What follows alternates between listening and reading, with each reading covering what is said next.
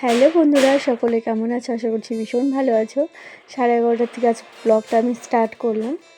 রাতে বৃষ্টি হলে সকালে তো তারাও বেশি থাকে, আর শরীরটাও একটু আজ খারাপ লাগছিল, তাই তোমাদের দাদাভাইকে রান্না করে দিতে পারিনি। তবে বাচ্চারা তো আছে, তাদের জন্য তো রান্না করতেই হবে।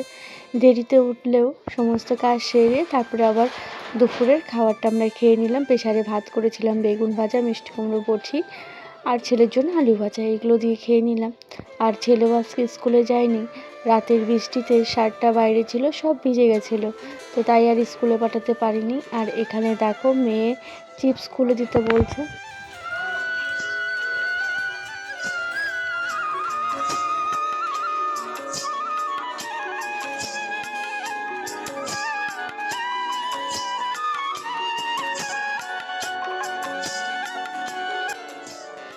আমি মুরগিগুলোকে খাবার দেবো। মুরগিগুলো তো সারাদিন আজকে বের করিনি, কারণ চারিদিকের বেড়াগুলো সব খুলে খুলে এখন আজকে আর ছাড়লাম না। তোমাদের দাদাবাড়ি বলে গেল যে আজকে মুরগি ছেড়ো না, তাহলে বাইরে আবার চলে যাবে। কারণ ওই পাশটা, ওই যে ওই পাশটা পুরো ভেঙে আছে সব কিছু, তো তাই আজকে মুরগিকে খাবারটা একটু বেশি দিতে হচ্ছে।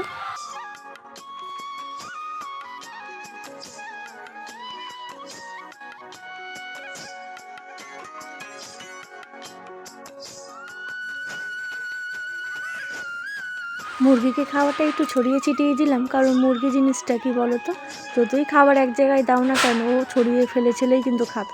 তো তাই যেহেতু আটকানো আছে, সব থেকে একটু ছড়িয়ে ছিটিয়ে দিলাম। আর ওদিকে মেয়েকেও আবার একটা চিপস দিয়েছি, আর ডনিকে দিলাম বিস্কুট। আর ওই দেখো আমাদের এদিকে বাইরে কত গরু ঘোরাফেরা করে। এদিকে সব গরুই ছাড়াই থাকে, বাঁধা খুব কমই থাকে। তাই তো কাজের পর দুপুর থেকে এই উঠোনেই বসে আছে। এই দেখো কতগুলো চেয়ার, এখানে আরও অনেকে বসে আমরা গল্প করছিলাম। সবাই এখন বাড়ি চলে গেল, আমাকে তখন থাকতেই হবে বসে, আর কিছু করার নেই। কারণ এই গরুগুলো এখান দিয়ে এখন ঘোরাফেরা করছে। আর সাইড দিয়ে অনেক গাছ আছে, একবার যদি একটা গরু খাওয়া শুরু করে হুড়মুড়িয়ে কিন্তু সব গরু চলে আসবে। এবার সব গরুকে কিন্তু তখন আর সামলানো একা আমার পক্ষে সম্ভব হবে না। তাই এখানে একটু আজকে বেশিটা সময় কাটালাম।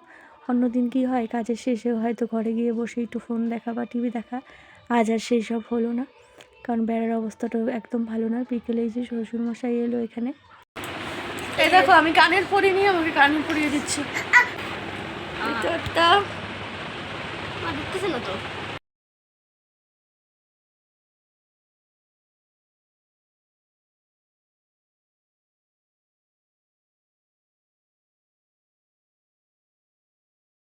কানতে হবে, হ্যাঁ জোরে জোরে করে কানতে হবে না?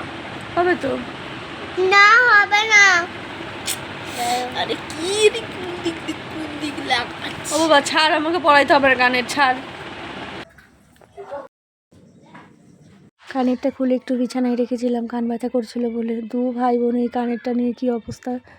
আর এদিকে আমরা সন্ধ্যার সবাই চা খেয়ে নিলাম, আর ছেলেকেও একটু ব্রেক দেওয়া হয়েছিল এই সময়। তারপরে রান্নাঘরে চলে এলাম। আজ রাত্রে বানাচ্ছি রুটি সবজি। তো এইদিকে শিমলা মির্চটাও অনেক দিন হলো এনেছিল, পেকে পুরো লাল টুকটুকে হয়ে গেছে। তো আজকে আলু তরকারি করছি, যেহেতু মানে আলু না, আলু ফুলকপি সব দিয়ে একটা তরকারি করছি, সেটাতে দিয়ে দিলাম। তাড়াতাড়ি করে রুটি ভেজে আগে শ্বশুরমশাইকে আর ছেলেকে খেতে দিয়ে দিলাম। তো তারপরে গ্যাসটা অফ করে মেয়েকেও খাইয়ে নিলাম। মেয়েকে আজকে ভাত খাওয়ালাম, মেয়ে রুটি খেলো না। বিছানায় গোছাতে চলে আসলাম, কারণ মেয়ে এখন ঘুমোবে। এখন ওই ঘড়ির কাঁটায় বাজে 9:30 বেজে গেছে। তোমাদের দাদাভাইয়ের এখনও ওই বাইরে স্নান করছে, ও আজকে দেরি তো হবে। তো এদিকে ও ঘরে আসতে আসতে আমার কিন্তু এদিকে মেয়েকে ঘুম পাড়ানো হয়ে যাবে। আর এখন ওই ব্যায়াম করছে, ব্যায়াম করবে, তারপরে স্নান করবে, অনেকটাই সময় লাগবে। তো আমি এখন মশারিটা বেঁধে মেয়েকে ঘুম পাড়িয়ে নেব। তোমাদের দাদাভাই আসলে, ঘরে ঢুকলেই আমি আবার রান্নাঘরে গিয়ে গরম গরম রুটি ভেজে দেবো। তো সবার খাওয়াই হয়ে গেছে, শুধু আমরা ওই দুজনই বাকি আছি। তো আগে মেয়ে একটু রুটি বানাবো, সেদিনই একটু আমার ঘরটা বেশি নোংরা হবে। আমি রুটি আটা মাখা দেখলে মামা শোনা ওই আটার ডোটাকে নিয়ে এসে ঘরে এসে ও বিভিন্ন রকমের মানে বানাতে থাকে।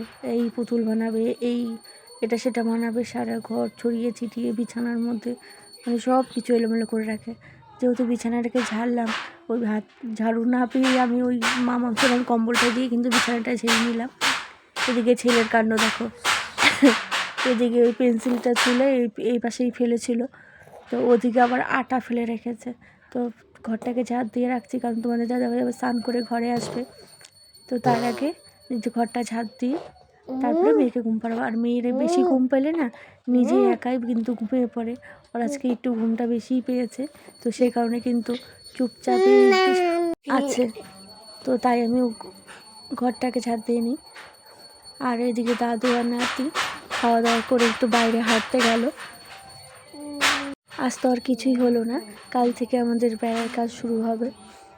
তো আজকে শ্বশুরমশাই এলো, কালকে তোমাদের দাদাভাইয়ের শ্বশুরমশাই মিলে বাঁশ টাস নিয়ে আসবে। তো তারপরে কিন্তু সবগুলো বেড়াই আমাদের খুলতে হবে, সবগুলো বেড়াই ভেঙে গেছে। আর এদিকে রাতে কিন্তু আমি ঘর ঝাড় দিয়ে কিন্তু বাইরে ফেলি না, এই পাশে জলের ড্রামটা দেখতে পাচ্ছ, ওই পাশে কোনায় আমি জমিয়ে রাখি। রাতে ঘর ঝাড় দিয়ে ফেলি না, রাতে ঘর ঝাড় দিতেই হয় না শুনি, কিন্তু ওই যে বাচ্চা কাচ্চা থাকলে তো দিতেই হবে, কিছু করার নেই।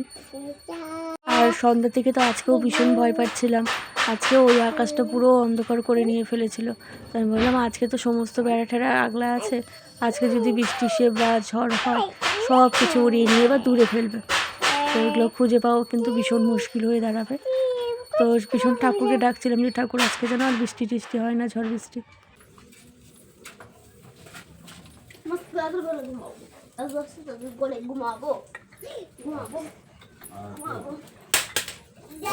তো তোমাদের দাদাভাই ঘরে ঢোকার পরে আমি রান্নাঘরে এসে রুটিটা বানিয়ে নিলাম, আর একটা চিনি দিয়ে পরোটা বানিয়েছি। আমরা দুজনে এখন খেয়ে নেবো। আজকের ব্লগটা বন্ধুরা এখানেই শেষ করছি। বাই, সবাই ভালো থেকো, সুস্থ থেকো, আবারও দেখা হচ্ছে নেক্সট ভিডিওতে।